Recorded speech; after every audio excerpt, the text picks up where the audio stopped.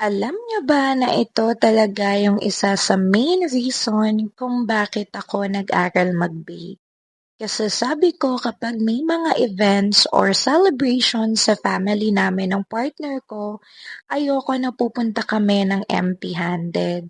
Kaya lang po minsan, kapag talagang sobrang busy or pagod ko sa pagbe-bake, ay hindi ko na din siya nahaharap.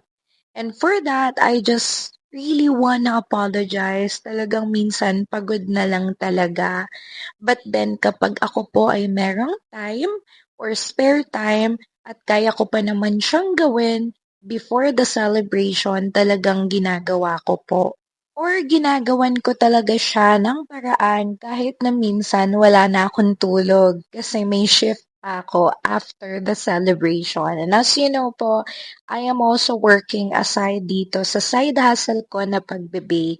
Kaya talagang sobrang na-appreciate ko yung mga family and friends namin who's supporting us or supporting me dito po sa business na pinili ko. And lagi ko naman pong sinasabi yan sa inyo that this is also my dream na in the future ay magkaroon ng sarili kong cake shop. But for now, syempre po sa bahay muna tayo.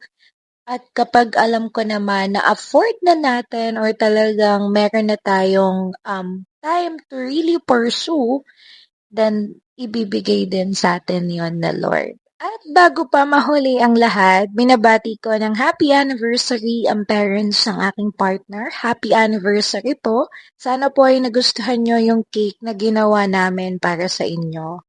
And dito pala ay almost done na tayo sa ating cake.